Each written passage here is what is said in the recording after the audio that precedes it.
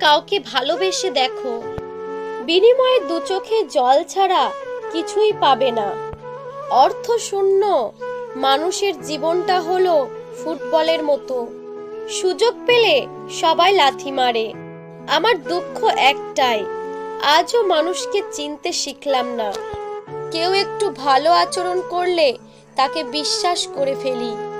একটা কথা কি জানো তো, সময় চোখে দেখা যায় না, কিন্তু সময় অনেক কিছু দেখিয়ে দেয়।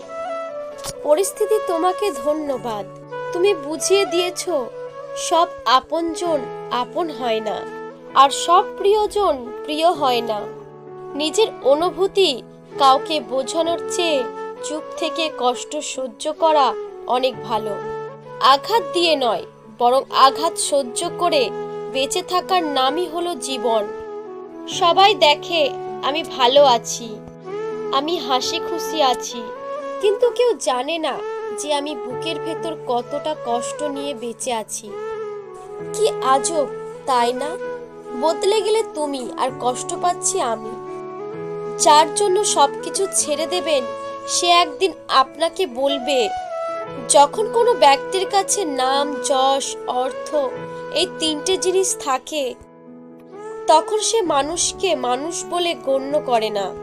তখন সে ভুলে যায় যে তার থেকেও শক্তিশালী কেউ আছে, আর সেটা হলো সময়।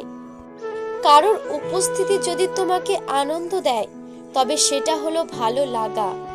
আর যদি কারো অনুপস্থিতি তোমাকে অস্থির করে দেয়, তাহলে সেটা হলো ভালোবাসা।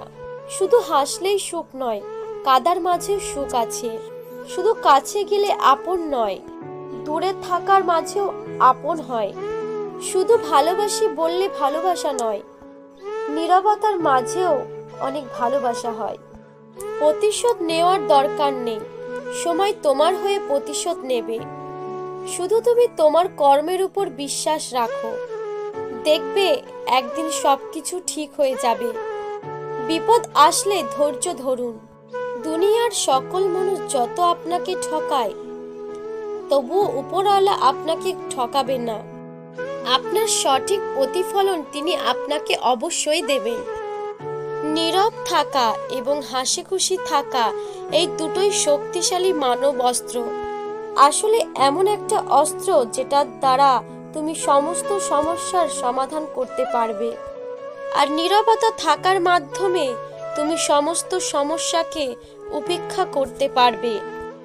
কালবৈশাখীর মতো মানুষের জীবনে অনেক ঝড়ঝাপটা আসে। ভালোবাসা, রাগ, দুঃখ এবং অভিমান সবকিছুই আসে।